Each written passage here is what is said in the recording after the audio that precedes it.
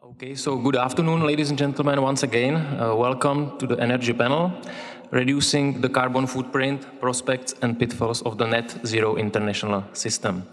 My name is Jan Mazač and I'm a member of the Energy Policy Unit at the Institute of International Relations Prague, and I will be the host of this event. I am delighted to welcome Mr. Veli-Pekka Tynkkynen, professor in Russian Environmental Studies at Aleksanteri Institute, University of Helsinki. He is also an adjunct professor in Russia Energy and Nature Resource Policy, the Finnish National Defense University.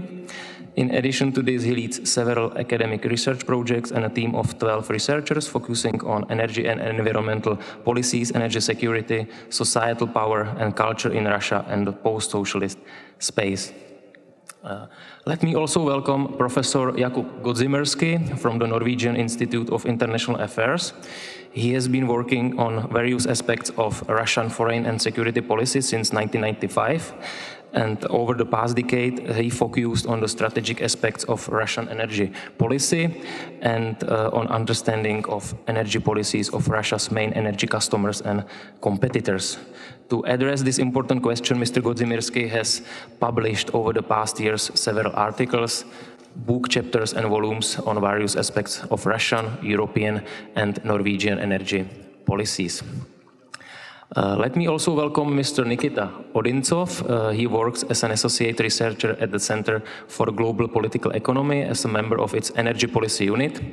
The subject of his professional interests are energy security, Russia and the post-Soviet space. He is the author of a number of academic papers and reports for governmental institutions and private parties. And finally, let me also welcome Mr. Martin Zubko, who also works in Institute of International Relations Prague at the Center for Global Political Economy and is a member of its Energy Policy Unit. He studied international policy and diplomacy at the Staffordshire University, and currently he is the PhD candidate in international relations and European studies at the Metropolitan University in Prague. His professional interests include energy relations of the Asia continent, terrorism and cyber threats. So welcome to all of you and thank you for joining us today. I will continue very briefly with a few housekeeping notes. We start this conference with a series of presentations from our panelists. Then we turn to the Q&A part.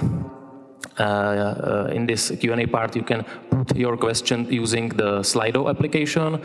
And of course, if you want to ask, I can take the questions from the audience. Before I pass the word to the first speaker, Veli-Pekka, let me start this panel with brief opening remarks, summarizing the most recent energy and climate policy development to put our discussion into context. Today's debate on decarbonization comes at a critical moment in climate policy. We are not only just a few weeks away from COP26, UN Climate Summit taking place in Glasgow, but also we are a couple of months away from the mid-July when the European Commission presented the so-called Fit for 55 package to align its regulatory framework with the European Green Deal and climate law. This package definitely accelerates the European Union's path to net zero economy and also endorses European Union as an active and global driver for decarbonization. This package includes 14 proposals. Some of them are new initiatives like carbon border adjustment mechanism, or some of them are revisions or amendments of existing legislative files like the revision of European Union emission trading system, reform of the effort sharing regulation, recast renewable energy directive, or the energy taxation directive, to name a few. The aim of the package is to realize the European Union climate goal of reducing greenhouse gases by 55% by 2030 compared to 1999 levels, and to achieve the net zero economy by mid-century with the move towards electrification and renewables. The European Council and the European Parliament and the Council of the EU will now initiate their respective legislative deliberations. However, adoption is not foreseen before the second half of 2022, with some files likely to take until mid-2023 to reach the agreement. And of course, some legislative proposals, a further national transposition process would need to take place. In our panel today, besides the European Union's member states, we also address other parts or other regions because an increasing number of other countries had set or actively considering net zero emission targets. Based on World Energy Outlook 2020 data, there is over 125 countries, including European Union member states, which had set or actively considering long-term net zero emission targets. While the most countries have set a target to achieve net zero emission by 2050, some have set an even earlier date. For example, Uruguay aims to achieve net zero emission by 2030 and Finland by 2035, if I'm correct. Therefore, besides the European Union, we also, let's say, look at the countries outside this part of the world in the Indo-Pacific region, where leaders also try to develop a decarbonization consensus. And we have one expert here, which will pay special attention also to South Korea, which also intends to let's say, fulfill net zero emission commitments by 2050. Besides this, these decarbonization policies will definitely affect trading partners. Oil and gas incumbent suppliers must react to the shifting global energy balance and change their energy strategies. Therefore, we also address issue of energy security and the potential new partnerships and spillovers for the political sector. And finally, we also focus our attention on Russia, which is the European Union leading energy supplier. We address how the recent European Union developments affect Russian attitudes, Russian economic and political model, and what is the Russian reaction to it in order to maintain its status as important energy supplier. Okay, so that's it from my side now, and let's move to the first panelist. In the first lecture, we will focus on the evolution of energy security and its development over time, from the birth of Energy Union towards the era of the era of European Green Deal. And this lecture will be presented by Mr. Veli-Pekka Tynkkynen from the University of Helsinki. So Veli-Pekka, please, the floor is yours now. Yes, thank you for the Institute of International Relations at Prague for the invitation. It's nice to be here. It's actually the first session after the pandemic, live one. So in that sense, it's an honor. And thank you for Jan for introduction, but also for actually introducing some of the issues I wanted to address in my speech. So I'll actually skip those issues that Jan already touched concerning the kind of the brief current history of decarbonization and EU steps towards this goal. I hope you can see you can see my slides.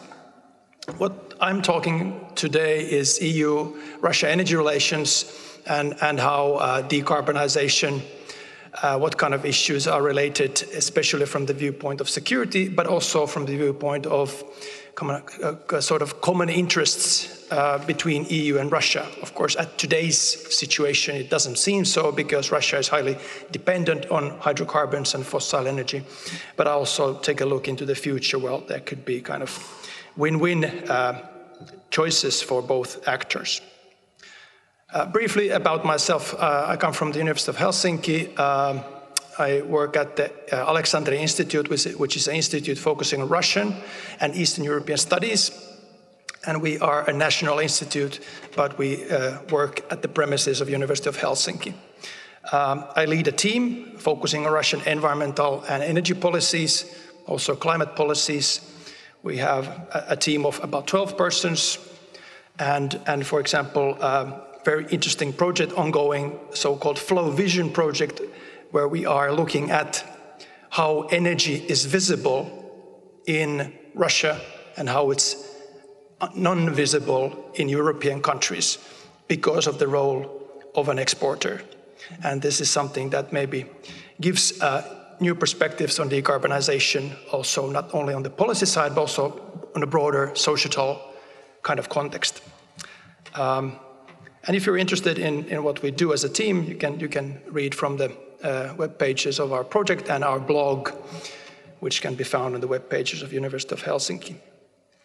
But let's move on to today's topic, a brief advertisement. The things I'm talking here are by far based on this book that was published just a few weeks before the pandemic, The Energy of Russia, Hydrocarbon Culture and Climate Change, where I look at, via empirical case studies from the Arctic to climate discourse, to energy as a foreign policy tool and energy as a domestic policy tool, how actually energy and political power are intertwined in Russia.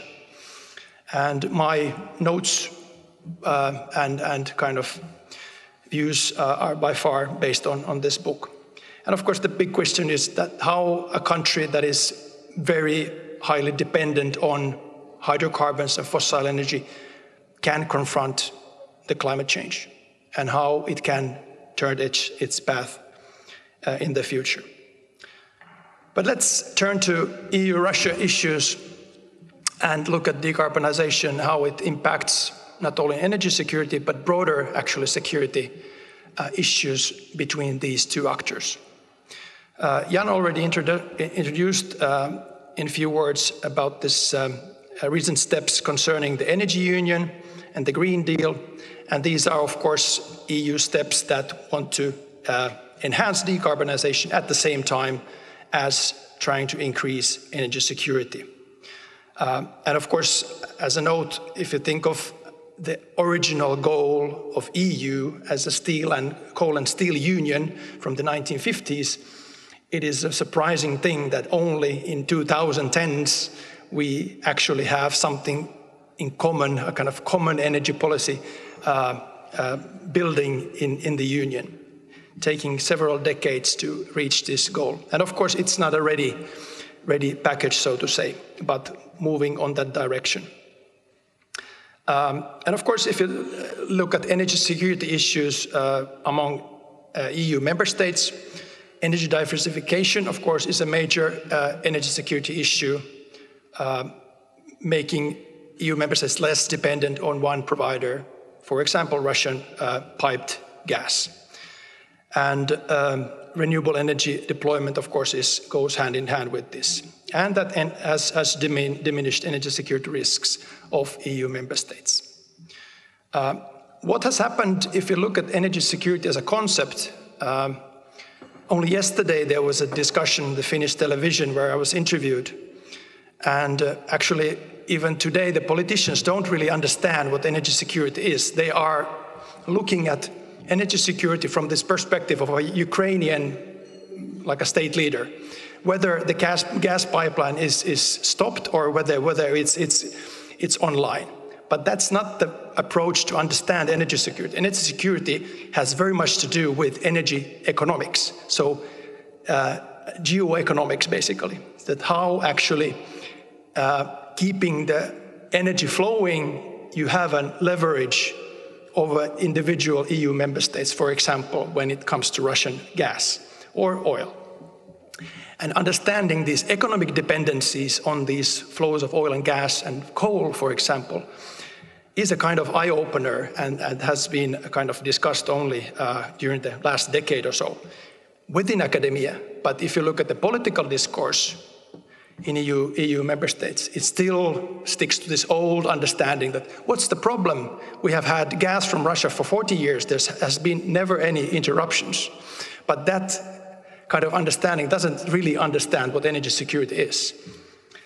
And when we've turned our focus to geoeconomic approach, and we look at it in the context of this Green Deal and decarbonization, and for example, the carbon tax that is now being discussed and kind of on the agenda, that is a very good start in that sense that it brings to the geoeconomical approach to the table in real terms. And now, of course, we know that, for example, this carbon tax, it concerns, or the discussion is that it should apply to, for example, steel making and fertilizers, but not yet, for example, hydrocarbons, which is, of course, a kind of good start, but still not enough to address those issues within the EU-Russia energy diplomacy and relations when it comes to energy security issues and threats. Because, and this is actually where I take a look into the future, if you look at the possibilities that there are between EU and Russia to build together a kind of decarbonization infrastructures, deploying renewable energies not only in EU space but also in Russia. In order to facilitate this, we should not only introduce this carbon tax on processed goods like steel and fertilizers, but also extend it to oil and gas.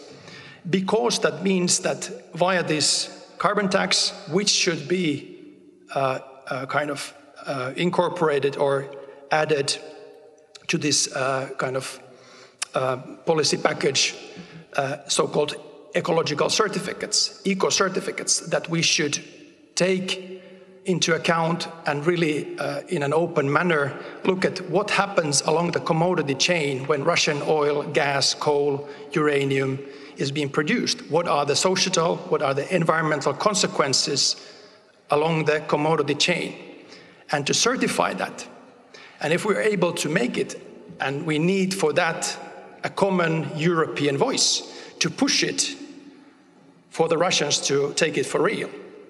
And if we can manage to do that, we can actually make changes within the Russian domestic energy sector by favoring those companies in the fossil sector that are doing their environmental kind of responsibilities in a good manner, but also to facilitate renewable energy deployment in Russia, which doesn't happen today because the fossil energy sector is directly and indirectly subsidized because of the current situation. There's no possibility for renewable energy to grow in Russia.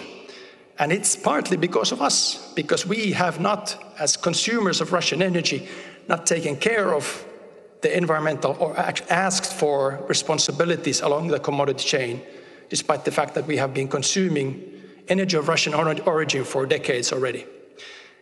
But the Green Deal and especially this carbon tax is a step forward, but it's still, in a way, not ambitious enough in order to kind of push energy transition in Russia and make room for renewable infrastructures and industries within Russia. And if that would be the case, that renewable energies would be deployed in a mass scale in Russia, which I think Russia should definitely do, because it's highly likely that fossil energy will not be sold with the same price after 20 years. And if Russia has no other option, it will be a poorer country, and I think not very secure country in many respects.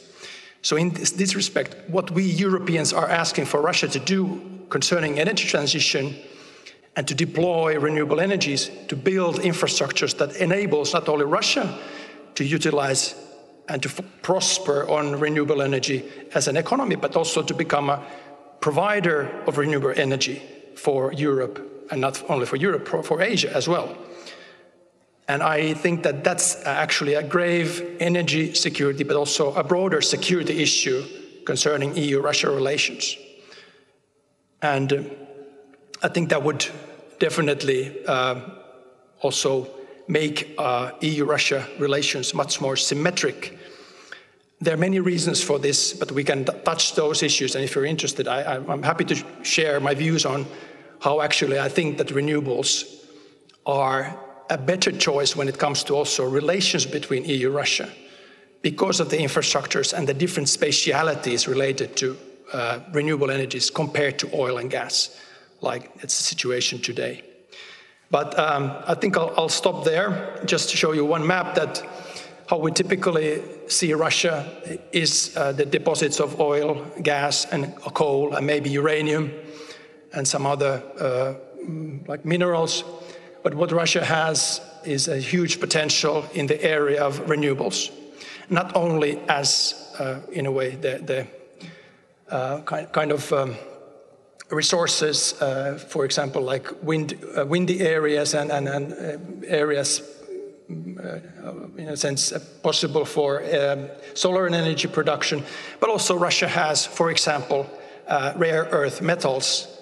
Everyone is talking about China nowadays, how China is dominating the market, but Russia has half of the deposits of rare earth metals, which are highly important for the transition, energy transition, when it comes to battery industries or solar power industries, wind power industries as well. But Russia is not using them. And this is kind of our responsibility also of users of Russian current energy flows to enable to Russia to take the path towards this renewable future. I'll stop here. Thank you.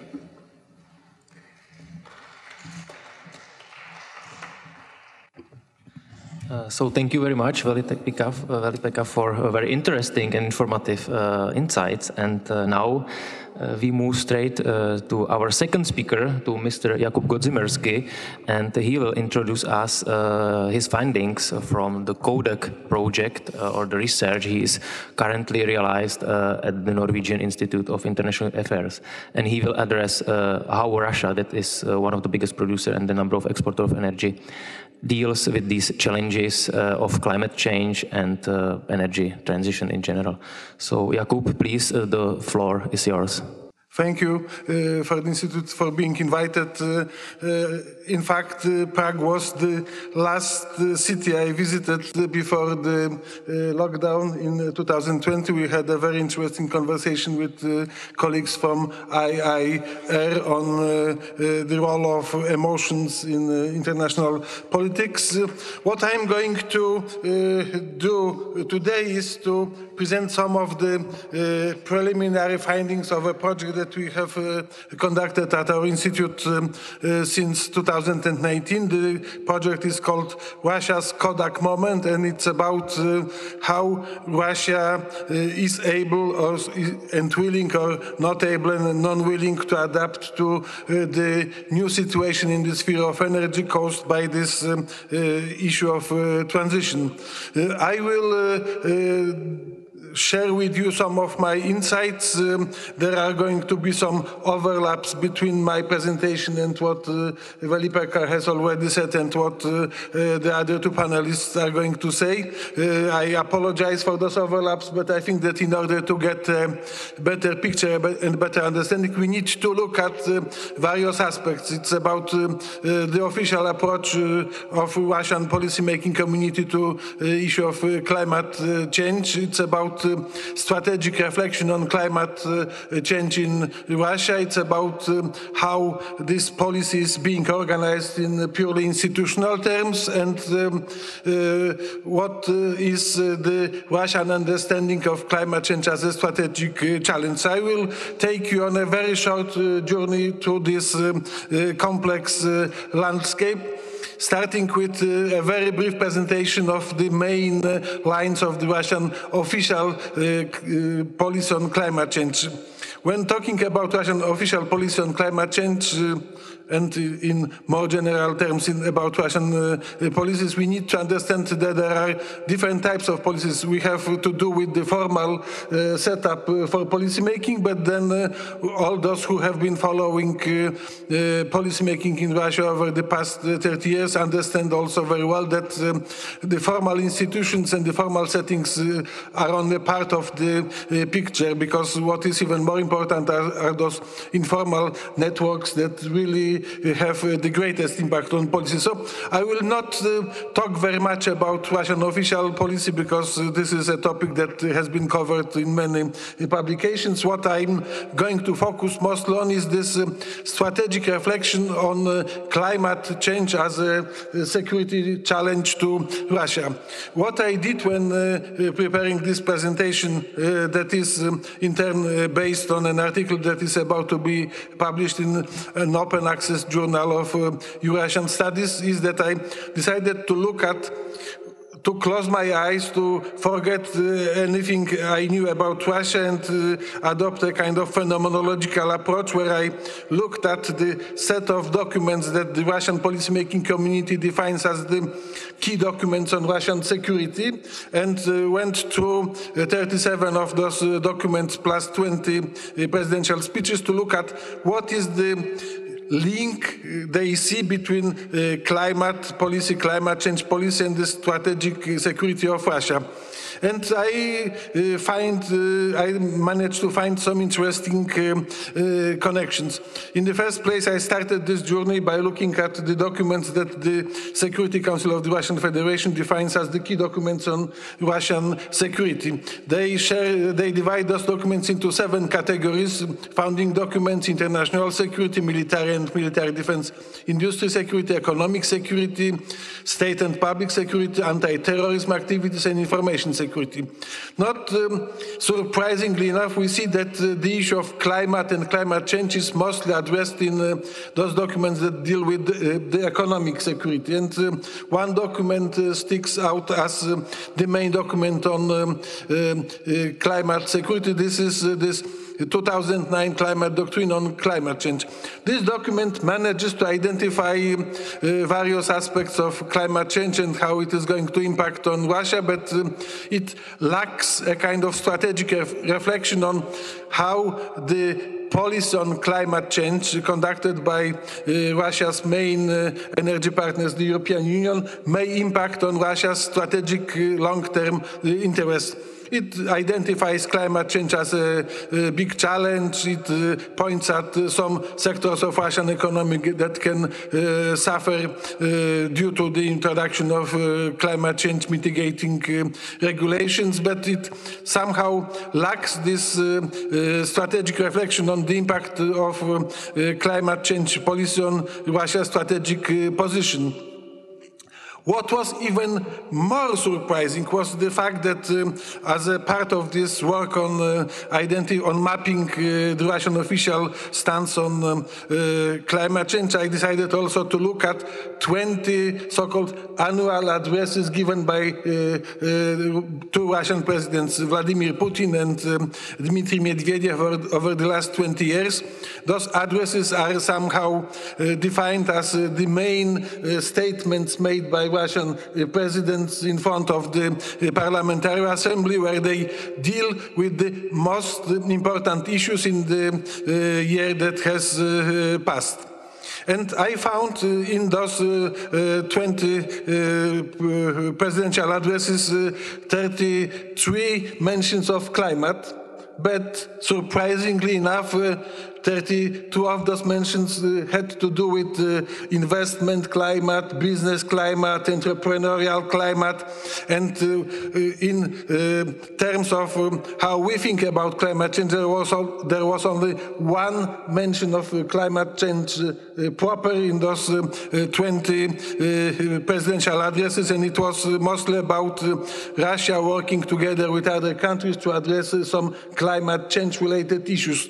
So one can conclude, based on this examination of those key Russian documents, that there is a kind of lack of strategic reflection on the impact of climate change on Russia in those official documents.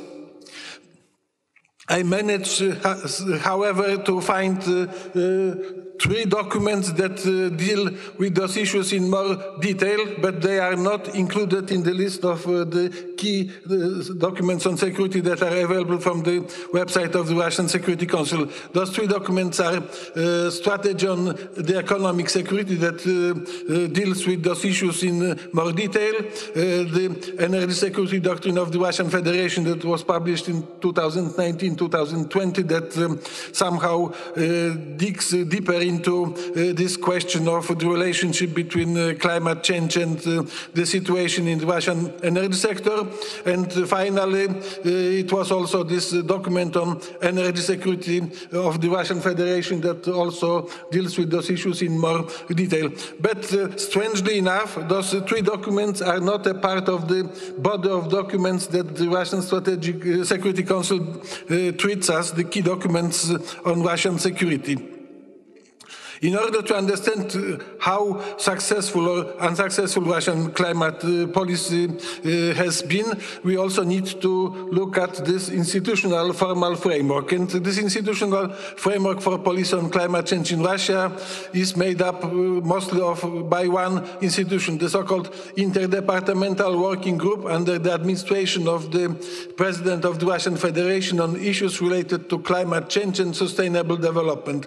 This group was established in 2018, relatively late in the process.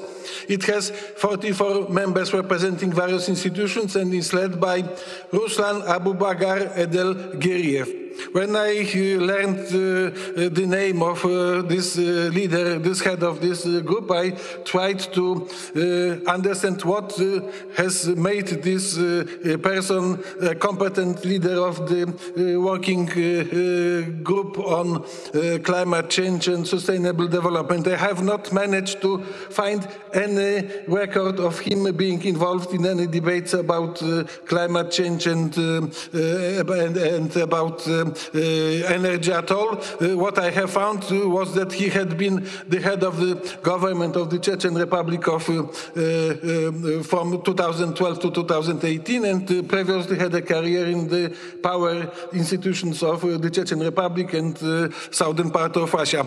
So if we have a situation where 44 members of this group are led by a person who is not at all well informed about climate policy, what kind of effects we can expect? And this is a graph showing the membership of this group. We see that this group is relatively dominant. The dominant position is in this group taken by representatives of the presidential administration, and there is a number of institutions. I'm not going to go through this list. This list can be found in the article that is going to be published. And when assessing the quality of Russian climate policy, it's important to look at how this is looked at, not by Russians themselves, because they have sometimes tendency to brag about Russia's positions, but about how this policy is being assessed by some external forces. And Climate Change Performance Index shows, published in 2021, describing the Russian policy in 2020, places Russia at the bottom of the list of the countries and Russia occupies this position with several countries, and Russian policy is described as not very successful and not responding to the real challenges. There has been some quite recent developments. Early in 2021, a group of Russian experts representing key think tanks published a report on Russian climate agenda and how Russia has been responding to those international challenges. This document provides some interesting insights into state government approach to the issue of climate change, but also to how this issue is being addressed by the corporate actors in Russia. Those who are interested can dig into this document. This document identifies also what could be defined as the main strategic challenge, how to remain relevant in the post-hydrocarbon world. Veli-Pekka has addressed some of those questions. What is important to understand is that even though Russia has been pursuing policy of somehow adapting to those changing conditions. The policies have not been very successful in accommodating those interests.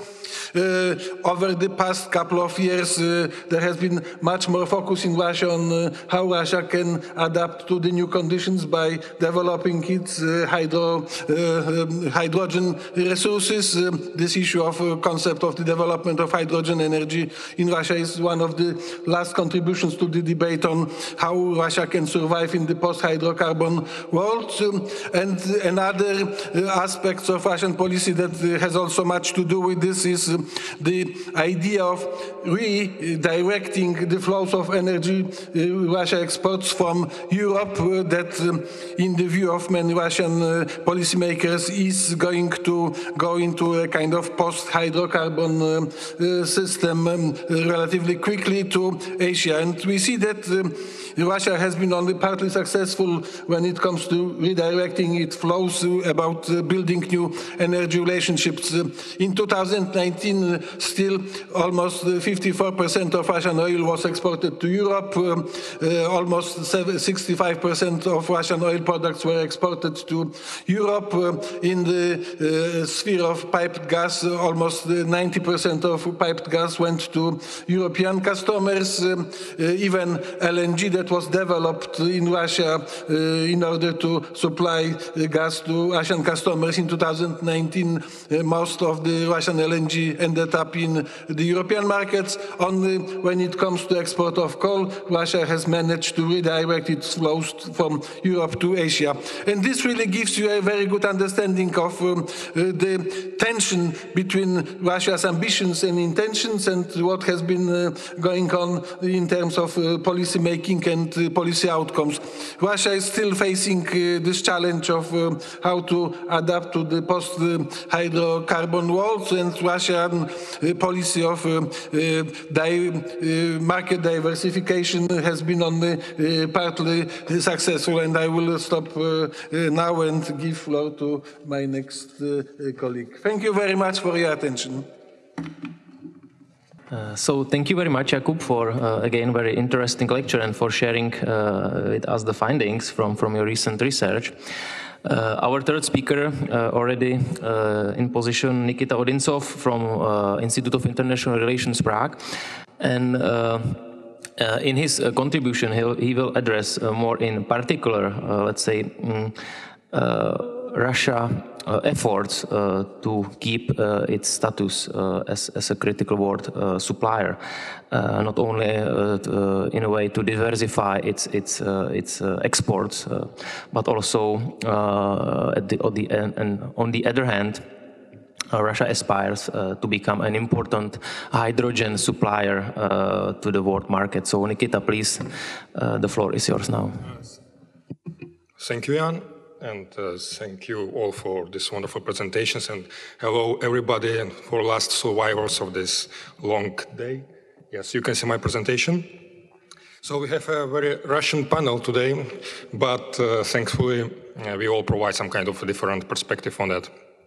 I will also discuss how global energy transition can impact Russian economy, its economic model, and more particularly I will focus on what will be the future of the resource rent in Russia. So, as you know, Russian economy significantly depends on export of oil and gas. It's not as bad as some perhaps think, but still the dependence is very substantial. Additionally, Russian economy in general is very energy intensive.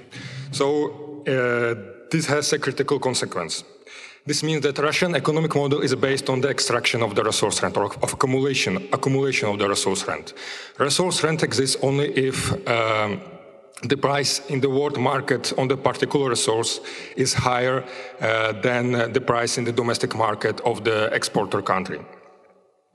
This means that if demand for these resources or its price will decline, Russia will lose resource rent. If Russia increases prices domestically, Russia will lose its resource rent. Russia will lose resource rent. So this means that because of these features of Russian economy, and also because of its geography, its demography, and its climate, in my view, it's very difficult for Russia to go through the European path in terms of decarbonization, etc. It will be very challenging, even if the top leadership genuinely wanted to go this path. In my view, whenever Russia tries to compete in green technologies, or we try to invest in green technology, it will be in disadvantaged position compared to Western companies, because Western companies have better access to money, to loans. Western countries have much lower interest rates. In Russia, it's a problem for any country that is in periphery or semi-periphery of world economy, if I may use these Marxist terms. Additionally, it will be very challenging and almost impossible for Russia to completely abandon the resource rent model, because not only because of the structure of its economy and technological base, but also because of geopolitics. Whenever Russia will try to increase or improve its position in international supply chains, to increase its value-added product in international supply chains, Western countries, the European Union or the United States can always impose sanctions because of the current geopolitical situation. So actually there is not only the problem of technology, economy and inefficient institutions that indeed exist, but also the geopolitical environment that basically will, if it stays in place, it will only sustain this sort of inefficiency in the future. So what kind of strategy there can be? So in my view, whatever the official documents will say, and we will see it in the by the end of the year, they should present some kind of new strategic concepts regarding energy transformation, Russian reactions on Green Deal and other concepts. I think that it's better to focus where Russia can excel, where it already has some sort of competitive advantages, particularly in energy sector. Perspective field is nuclear, also hydrogen. I will talk about later. As regards to fossil fuels, it appears to me that monetization of fossil fuels rather than sticking them in the ground will be a strategy that the leadership will choose. This presents also a dilemma for the European Union and for its green energy transition, because if Russia and other producers pump up all oil, will produce oil and try to export it, oil, gas, coal, whatever, the prices will decline. So it will be very difficult to compete for more expensive gases with cheap oil and gas and so on. So it also presents a problem. On the other hand, if renewables can't deliver affordable and secure supplies to consumers, they will pay, as we can see today actually, as prices are soaring on everything.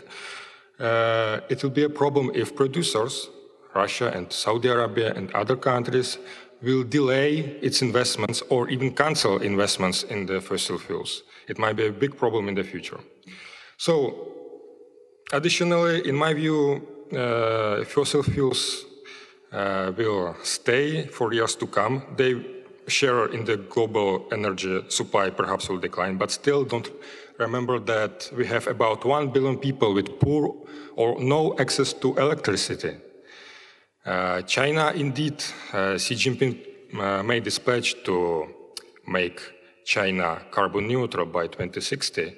However, there is still no legislation that basically will formalize this pledge, and we can see that China is still building coal-fired power plants, and we can expect, based on the 14th five-year plan, Chinese five-year plan, the consumption of oil and gas will decrease, especially of gas.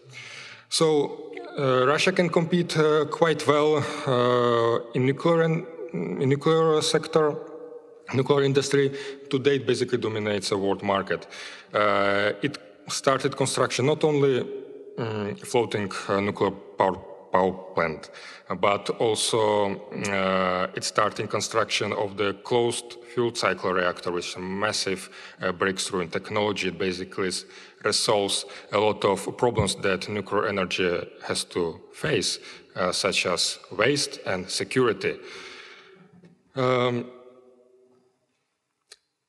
prospective fuel might be hydrogen. Russian concepts have ambitious targets, so there are still no clear targets regarding investments, how much money they should invest. In theory, Russia expects to start first exports in a few years, by 2024, just small volume at the beginning, but eventually by the end of the decade, there is ambition to attain about 20% of the world market for hydrogen, which is equivalent of Russian global gas share in the gas market in 2019, before the pandemic. Eventually, by the mid of 21st century, if situation will develop successfully, income from export of hydrogen might be as substantial as it is as income from oil today, of the crude oil. Russia has certain advantages in production of hydrogen. There's plenty of space, plenty of water, a lot of water, methane, spare capacity. However, we should not be fooled by the hype which is now concerning hydrogen. Hydrogen is not new technology. We tried to do it in the past. We failed. I mean, people, humanity, world, and there is still no hydrogen market, international market. The most of hydrogen is not produced via renewables or electrolysis. It's produced through carbon. It's produced by using methane, and there are emissions, of course, of CO2.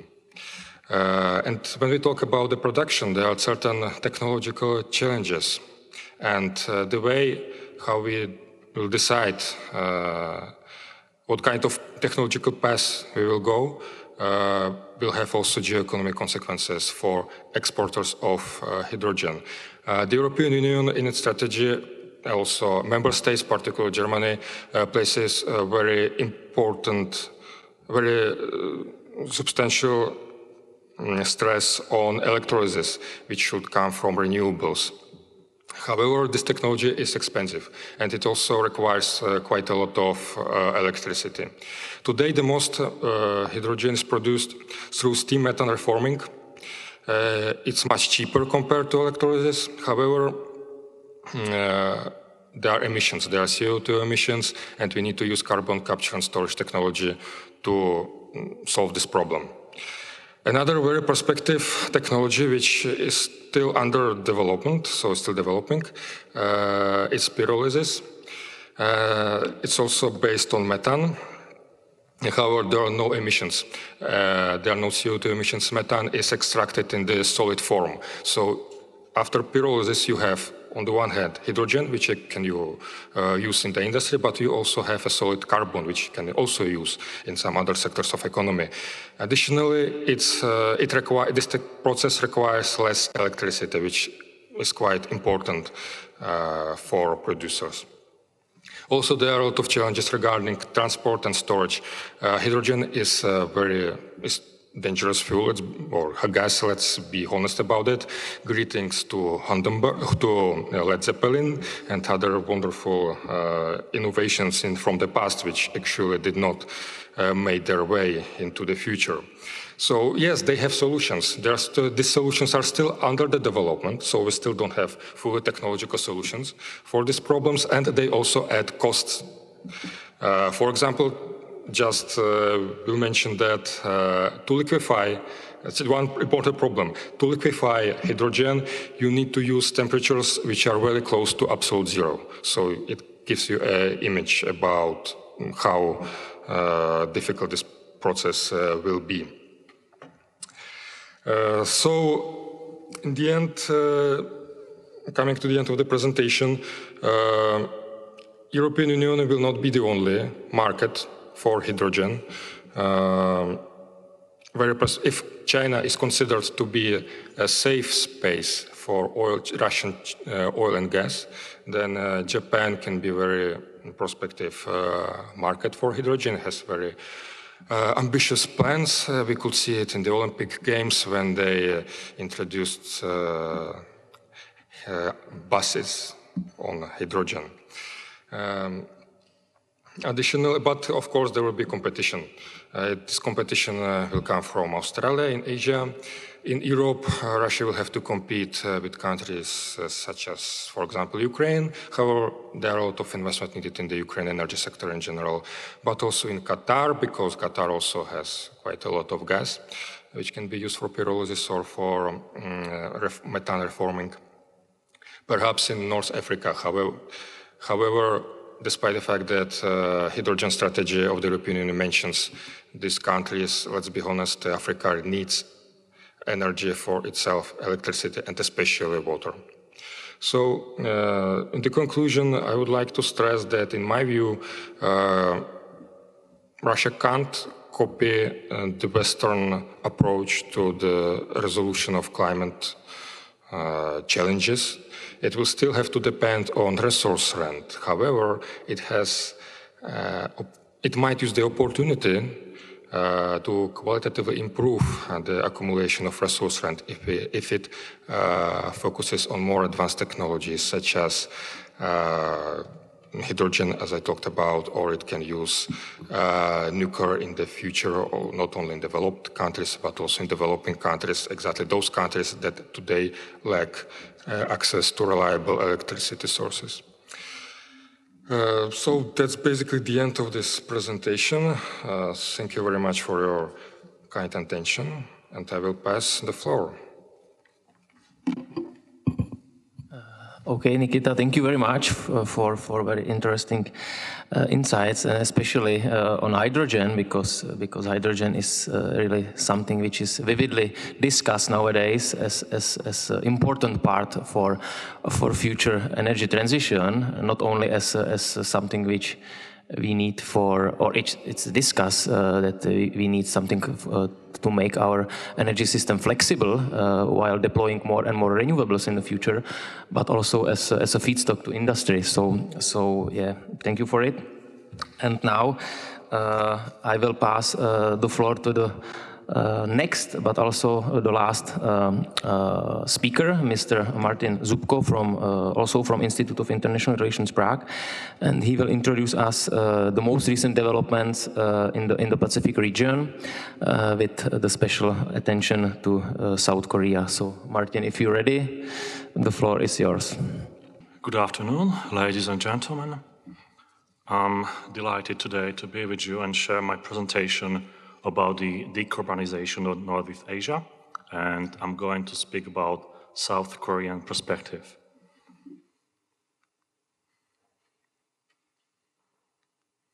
In the outline, we will start with the Indo-Pacific energy overview, then we'll speak about carbon neutral strategy of South Korea, and the last point is going to be the EU and the South Korea in decarbonization. So let's dive in. Firstly, it's important to understand how the world energy is today. And this graph shows us 3 global energy markets. The largest is Asian Pacific, then North America, and then Europe. This scheme is influenced by many factors, but there are 2 most important ones: the population factor and the economic growth. So Asia, in general, has 4.6 billion people. Africa, 1.3 billion people. And Europe, 0.75, and etc. So basically, when we speak about the energy, and we speak about the global energy market, we must see where we stand and how we're doing in the global perspective. It's also important to point out that 2.6 billion people still use wood and coal to cook on the open fire, which is very interesting considering that we live in 2021. Next slide is telling the story about diversification and basically how the Asia is in energy. So we can see top 10 countries and the percentage of the energy supply. And here there is a very interesting fact. First, China and India on the top positions. And when we go further, we will discover that the Northeast Asia, in together, it gives 67% of the Asian energy market. Therefore, it's very important to focus on China, Japan, Republic of Korea as the countries which are in the epicenter of the global energy market with Asian perspective. In terms of decarbonization, Japan and South Korea committed the targets for 2050 and China 2060. It's also important to point out how the spectrum of the energy is. We can see the coal, we can see the oil, natural gas, and we go further, and then we can see some renewable sources. Yeah, that's very important to know how the Asia is in this perspective. So this is the overview of the Indo-Pacific energy, and now we're going to deal with the South Korea. So we can see two graphs, and they are very interesting because there is a structure of the energy in the South Korea. And the question is, what's the key to achieve a net zero in South Korea? And as we can see, we have big portions of coal, natural gas, petroleum, and other liquids, which South Korea needs to reduce in order to achieve the carbon goals, carbon net zero goals. So there are three principles that South Korea needs to address. The first is the technical feasible solutions, how to achieve this. The second is the cost-effective solutions, so it's economically viable. And the last one is a social acceptance. So we have people not only thinking about the carbon neutrality from the top to bottom, but also vice versa. So this moves us to the next slide, which basically shows the development of the policy in the South Korea. We can see they started with the Kyoto Protocol and move on. I would mention the year 2012, when the renewable portfolio standard was implemented. It means that by 2023, all energy suppliers in South Korea should have 10% of renewable energy in the mix that they offer to the customers. The next one is 2015 and the Korea Emissions Trading Scheme, which basically deals with the 685 largest emitters in the South Korea, responsible for 75% of the Korean emissions. And they divided this trading scheme into 6 categories or sectors: heat and power, industry, buildings, transportation, waste sector, and public sector. And finally, 2020, and the announcement of the new Korean deal. The new Korean deal is worth $94.6 billion, and it should create 1.9 million jobs, considering the new South Korean strategy, which President Moon called for the next 100 years. So there is a specific target for 2050 and the pledges, which is the reduced emissions by 37%. the end of funding of the overseas coal plants, which Korea was very famous for, and the introduction of the carbon tax, which is still not in the place, but it's in the policy floor. So what exactly is the new Korean deal? There are three pillars: digital, green, and stronger safety nets. And based on these three pillars, South Korea is trying for the best possible transition from what is the South Korea now and what the South Korea should be in the future. So basically they want to become a country from a fast follower to a first mover, from carbon dependent to a low carbon dependent, or from the socially divided to inclusive society. So that's a very specific vision with very specific policy, which I would like to stress. This Korean New Deal is basically something like the blueprint for the South Korean next 100 years, and it's basically the consensus which appeared in the policy almost in all aspects of the society.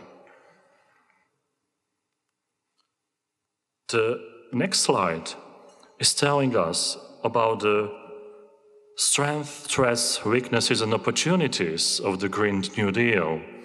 And basically there are three main points, and it's the green transition of infrastructures, low carbon and decentralized economy, and innovation in the green industry.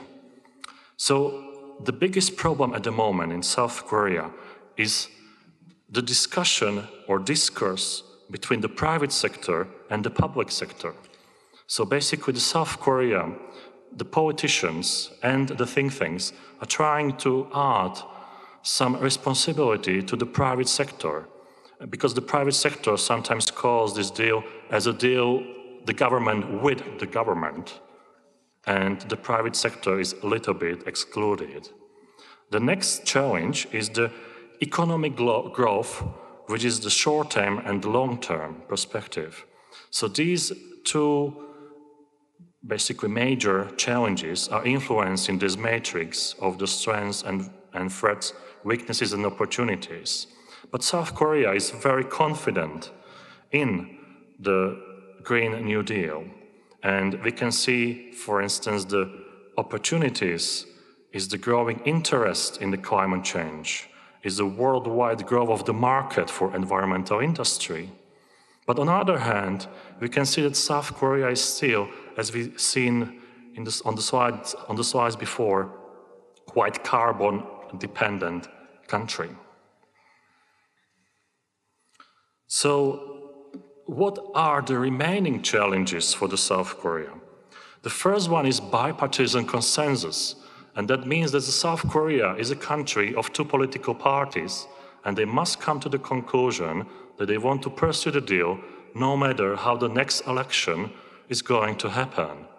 The next one is inexpensive electricity, which is a very traditional narrative for the South Korea, where the electricity is basically twice cheaper than in the Czech Republic, or 3 times cheaper than in Germany. So the industry, the private sector, everyone is basically counting with the inexpensive electricity. They don't expect that it will be growing, the prices will be growing. The next one is coal plants and LNG. So at the moment, there are 60 coal plants in South Korea producing the energy. 30 of them are going to be closed, but 24 of that 30 are going to be transformed to the power plants using LNG, which basically means that we're coming from the fossil to the fossil in a big different way. So that's a major problem. The next one is the LNG deals with the Russia and China currently in the negotiations. So South Korea, as a pro-Western country and always considered as a democracy, is basically in some way forced to make deals with Russians and Chinese.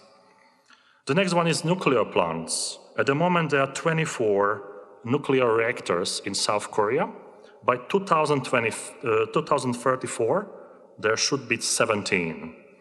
So another problem is that South Korea is quite strong in nuclear energy and basically pursuing nuclear energy deals abroad, building nuclear plants.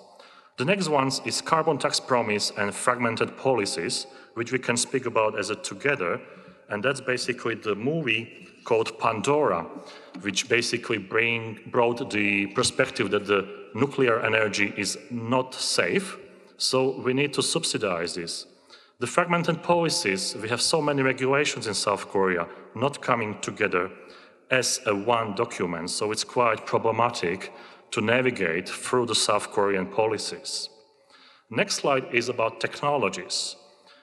South Korea has many technologies, but they are focusing on the storage of energy using the fuel cells, hydrogen economy roadmap, and then the technologies which are able to capture the emissions.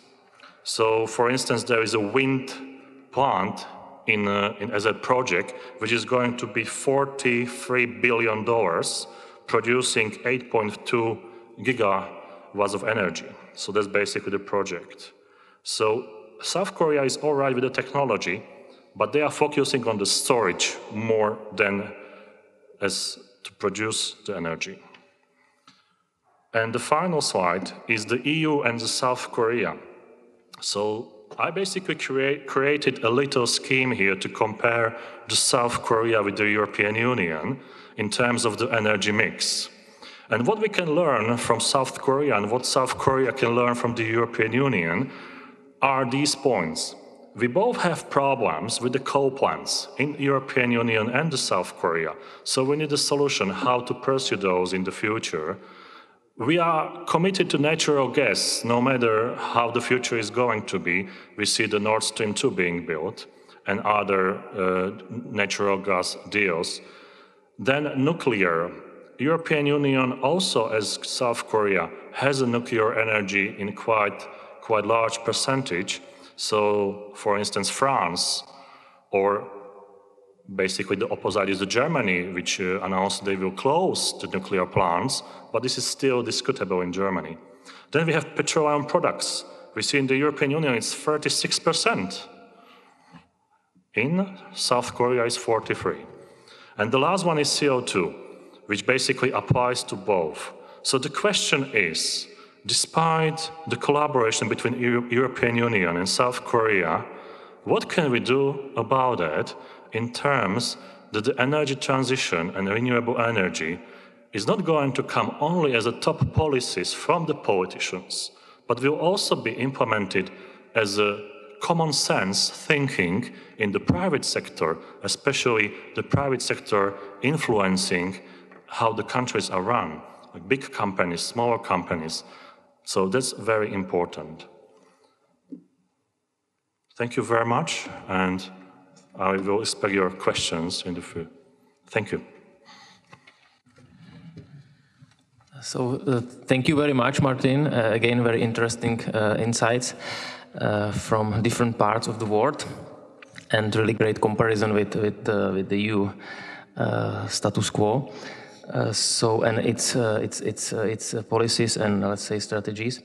So now we get to the Q&A part. So we have 20 minutes left, and I see that there are already some questions in the chat or in the Slido application. But of course, if anybody from the audience wants to ask something, just please raise your hand. Okay, I see Alicia, so go ahead. Thank you for the presentations. Alica Kizakova for the audience that just showed up. I found it very interesting because I studied both Russia and South Korea, and you kind of learn that suddenly there is this content that you haven't dealt with, and it opens a new door. And it's like interesting in that regard. But for me personally, because this is specifically even on the Czech foreign policy, the decision makers in the Czech Republic would ask, why should we care? Like, why is this relevant for the Czech Republic, you know? And I think it would be important, even we had a South Korea EU connection, And I know South Korea is very interested to collaborate here in the energy sector.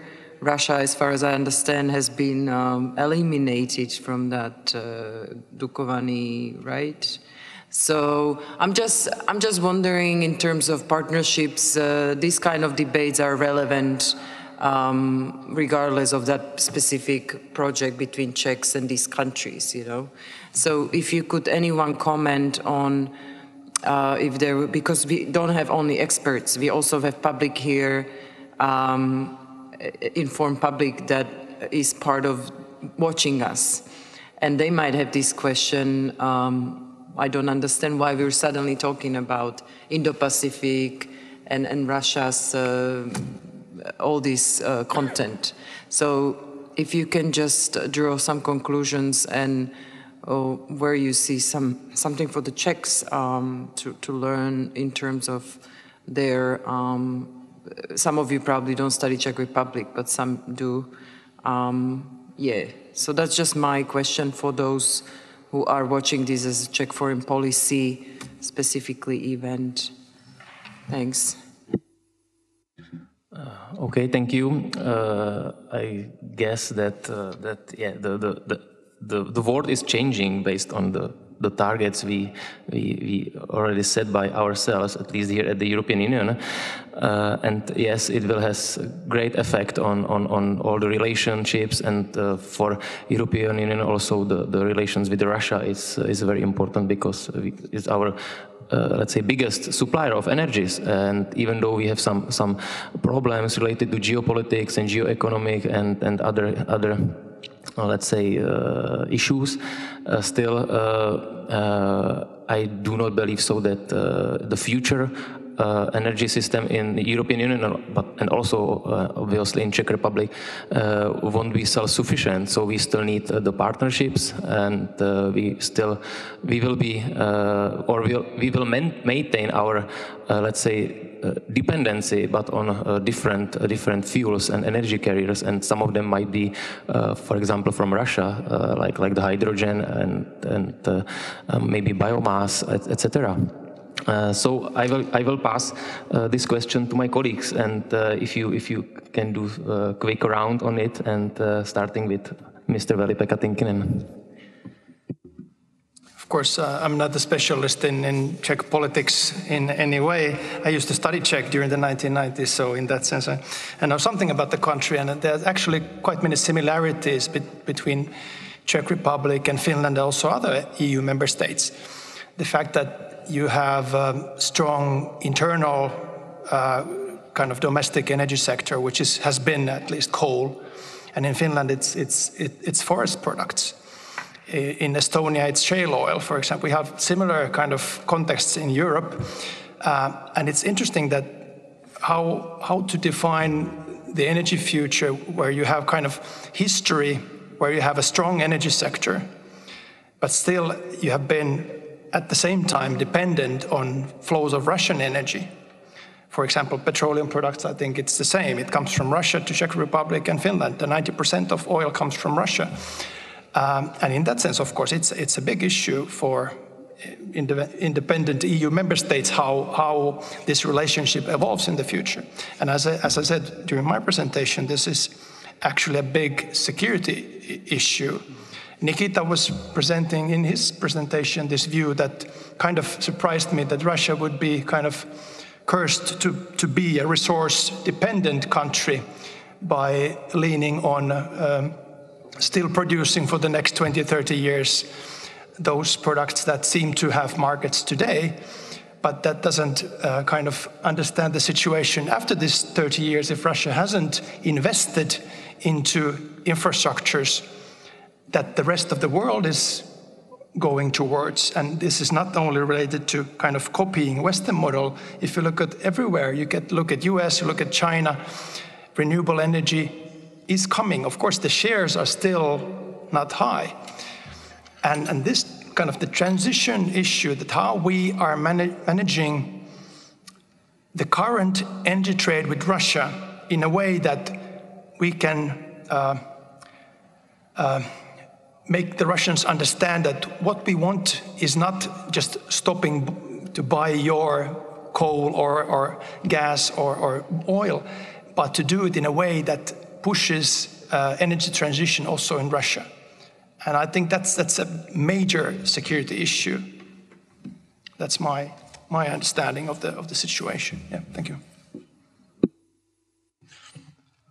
I think also that by looking at countries so far away like South Korea, we also need to understand that those challenges that both the Czech Republic, the European Union, Russia and many other countries face are of transnational character. So the solutions that we expect the South Koreans to find will also be highly relevant for Europe and the Czech Republic. So this is one of the reasons why we look at so many and so different places. Nikita and Martin mentioned the issue of CCS, carbon storage and issue, and this could also be something that could help address some of the pains of the energy transition, and this is also an issue that is highly relevant not only in the South Korean context but also highly relevant in Europe, where coal and fossil fuels are still very high on the agenda and on the list of energy producing commodities. So I think that this transnational character of the challenge and the fact that climate change doesn't stop at national borders is something that explains why it's important to look at how other actors deal with this issue. And on top of that comes also this whole issue of securitization of the question of energy dependence on Russia that is sometimes suspected of using its energy resources to pursue not necessarily energy-related goals and so on and so on. So I think those are very good explanations why we look at different countries. Okay, thank you for your question. Look, the European Union will depend on import of energy for years to come. That's the fact. And now, what kind of policy choice do you want to make? Do you want to push Russia as much as possible outside the European market, or will it be good for the consumers? And what are the also political consequences of this push Russia outside the European markets? In the Cold War, Germany and the Soviet Union established a very strong energy partnership. It was oil, gas primarily. And this partnership still lasts up until today. So in my view, energy is actually the field, whatever energy resource we are talking about, whether it is traditional oil, gas, in the future perhaps hydrogen or renewables, exactly the partnership in energy is the way how to improve relations between countries, between the West and Russia, in my view. Yes, I have a reaction from Mr. Veli-Pekka for it. Yeah, this is becoming interesting. I mean, of course, we can discuss about the history of energy trade between EU and Russia and Soviet Union, and that's right. If you look at the social democratic policies of Western Germany starting from the 60s onwards, it was very high on the agenda that we are, via energy trade, we are kind of pacifying Soviet Union. And this has been the very central kind of political agenda even today, and that's, in a way, you can debate how successful that policy has been. But at the same time, we are confronting a huge global challenge via climate change, and you cannot expect that this, from the 60s onward, kind of policies would continue as business as usual. And that is why, I think we should push Russia towards energy transition, because it's not an issue that it's kind of EU, as I said, kind of EU-led thing. It's a global transition where China, for example, you said that EU is pushing Russia towards Asia, but let's say in 10 years, China will probably also introduce similar certificates and asking for same responsibility along the commodity chain, that how your fossil fuels are produced. And that will push Russia to the same direction. But of course, I think we Europeans should be the first to give that push. China will follow. And as I said, Russia has huge potential in renewable energy. Hydrogen could be one of them, but I see hydrogen also as a kind of prolongation of the gas industry model that Russia is relying today, because how Russia sees hydrogen, it is the blue one. It is the one that relies producing by far it from the fossil methane. And I think that's the reason why Russian actors see this as a possible partnership with Germany and EU, but don't really see the other potential that I showed on the map, for example, concerning wind power, geothermal energy, solar power, and also Russia becoming a transporter, exporter, but also a deposit of green electricity when actually, if we could see this kind of a super grid connecting Europe, Russia, and Asia. And Russia could definitely play a central role there. I would like to add a few ideas to your question. First, the Czech Republic is not alone, is a part of the European Union, and I think it's a very different Czech Republic than 30 or 40 years ago. So I would start from the European level. If the European Union is quite good with South Korea in the energy cooperation, why not to participate and learn? The second one is the Czech Republic itself has good connections and relations with the South Korea. So I would build upon this, adding a little demographic thing that we are the generation that in 2050 we're going to be a little bit older, and we have to prepare the floor for the next generation so they can cooperate quite fluently with the South Korean and other countries, including Russia and China. And the last point is the renewable energy has two main issues. And the first one is volatility, and the second one is intermittency, right? So how to mitigate those, how to deal with those? We have to cooperate with others, because as Jakub said, if South Korea is working on something which will be implemented and it's going to be working, why not to learn from them and vice versa? So South Korea is far away from the Czech Republic by the map, but by ideas and cooperation, it's much closer than we think. Thank you. Thank you very much. I have also two very brief reactions. First, on Alicia asking about, let's say, why we also discuss the Asia and different regions. But yeah, since the market, I mean, energy market, it's getting more and more liquid, and what is happening on Asia have a really huge effect also on us. A look at the prices of natural gas nowadays.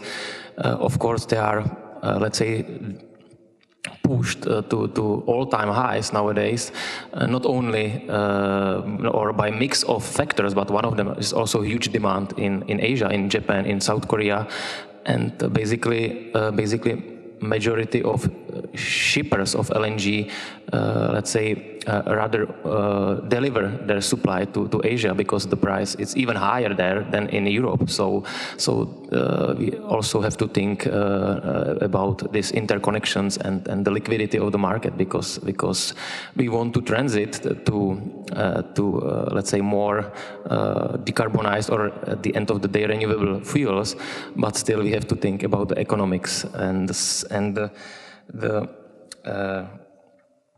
yeah, so that's basically it. I will move on to the question from the Slido, which again it's directed to Mr. Odintsov and Professor Tynkkynen, and the one participant asked if Mr. Odintsov, would you agree with the statement of Professor Tynkkynen that we should take our responsibility in incentivizing Russia on using renewable energy? So if you can deliver on it very briefly. Then I give the floor to Veli-Pekka for a quick reaction, and I will still have remaining question for Professor Godzimirski and also Martin Zubko.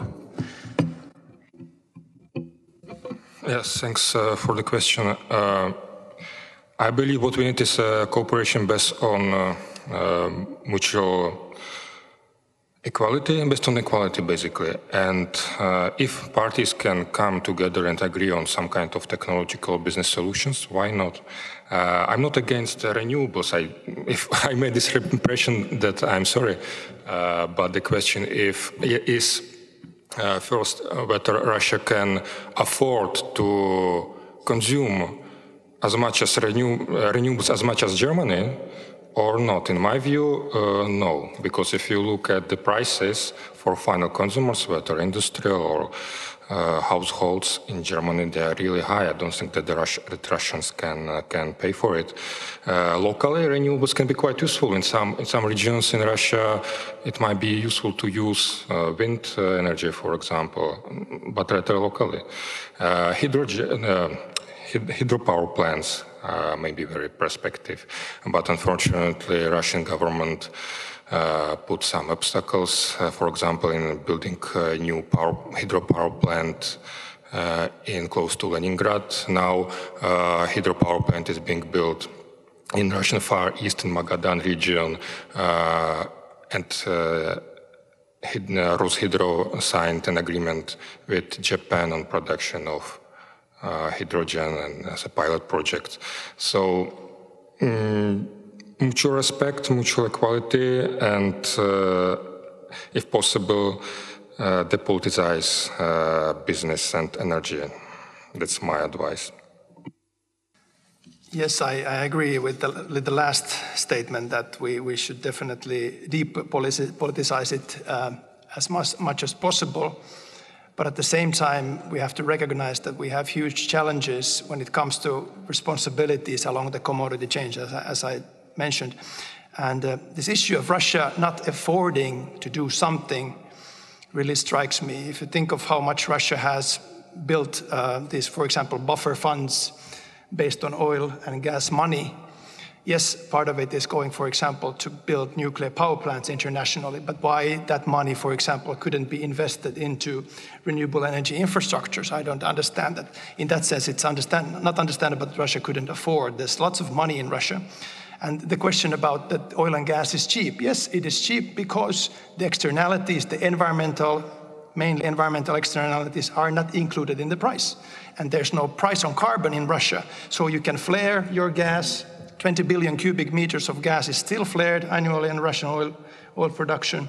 5 million tons of oil is spilled to the environment yearly because it's so cheap, because there's no price for environmental externalities.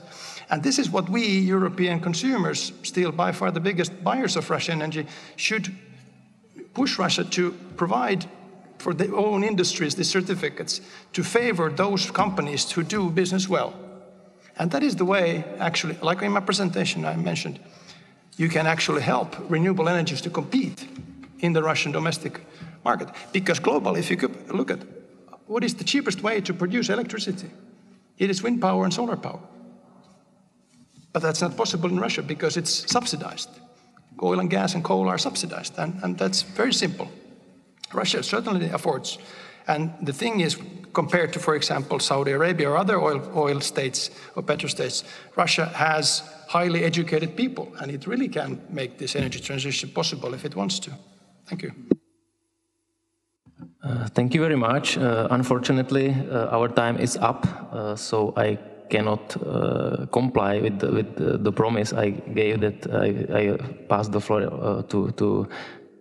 I can, okay. So we can go over the time, devoted time. So I will ask Martin and Mr. Godzimirski also. There was a question on the audience. I can integrate them all together. If you think that the Russia can actually go fully green, and the second question was related also to Russia, but also to the Czech Republic. Whether do you think that, let's say, these more, let's say, fossil fuel dependent countries might be incentivized and how in order to decarbonize. So moving the word to Mr. Godzimirski and then Martin.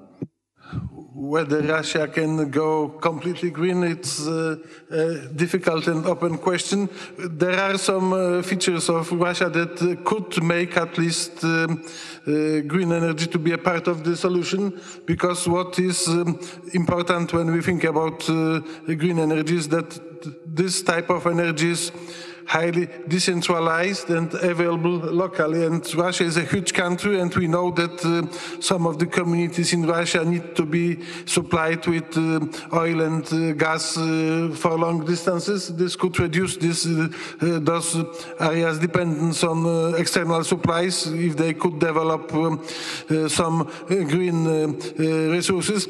We also have to think in Russia of Russia in terms of green energy, not only in terms of wind and solar power, because at least formally biomass is a part of the green transition, and Russia has huge woodlands that could be used to produce energy locally if a kind of new more modern technology is easily available in those areas. And this could maybe Russia, due to climatic and geographic conditions, will not be able to go completely green. I think that Russia could make a stronger effort to become less dependent on those highly subsidized fossil fuels that are still very dominant in Russian energy supply. I happened to publish some years ago a book on the political economy of Russian aluminium, looking at how Russian aluminium sector has been adapting to changing conditions. And Russian aluminium sector today is the greenest aluminium sector in the world, because they have access to renewable resources that had been developed during the Soviet period. And this could also be a way to address at least some of the issues. Last but not least, I would also like to react to this issue of how strong interdependence between Russia and Europe could be an incentive for Russia to continue cooperation. Strong energy interdependence can be read in two different manners depending on what kind of understanding of international relations you have. If you are an advocate and protagonist of this liberal institutional approach, then strong interdependence is something that will serve as an instrument to avoid conflicts and to smooth cooperations. But in the more realist tradition, strong interdependence is also a source of conflict between states. So this also has to be remembered, that strong interdependence can help solve some problems, but can also create some additional problems in interstate relations, depending on what kind of lenses you use, liberal, institutional, or realist ones. And we know that in the current setting, most of the representatives of the Russian regime tend to look at the world through those realist lenses. So this could also be something that should make some warnings ring in Europe. Thank you. And final reaction from Martin.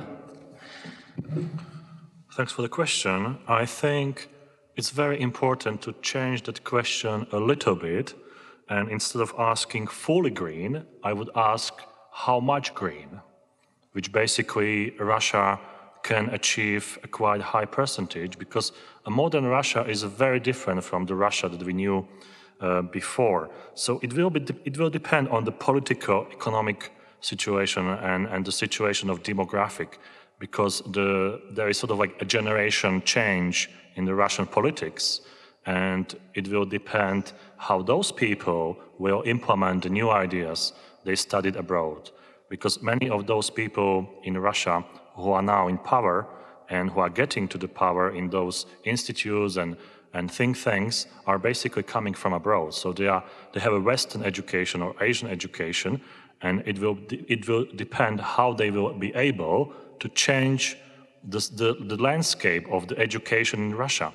Because frankly speaking, if you ask someone who is 16 years old in Russia, I mean, do you really care if your energy comes from wind, hydro, nuclear, or hydrocarbon? Those people, they have no answer at the moment. So I think the educational factor will play a very significant role in the future, but also both in the European Union as well, because we can't forget what we're going through at the moment.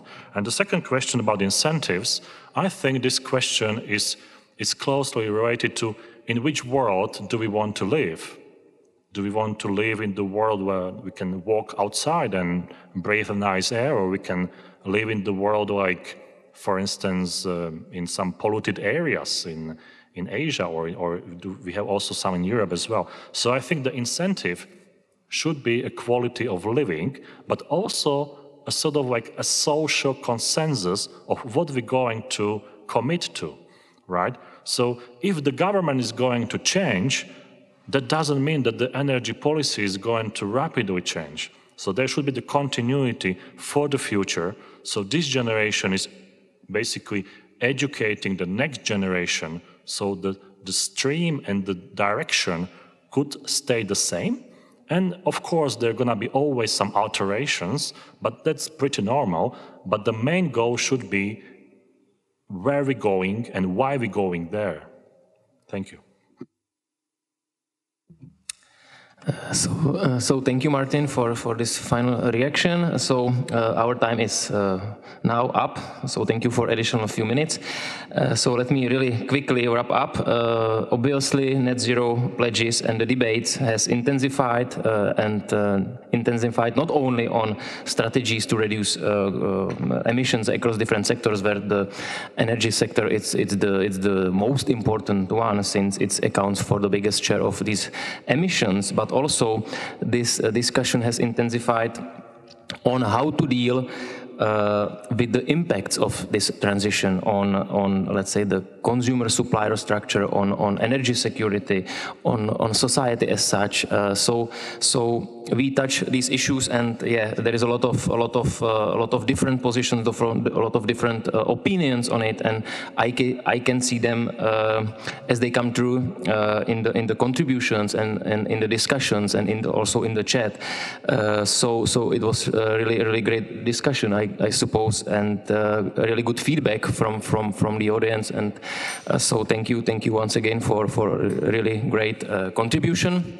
So will we undoubtedly watch what the future will brings us, how the, let's say,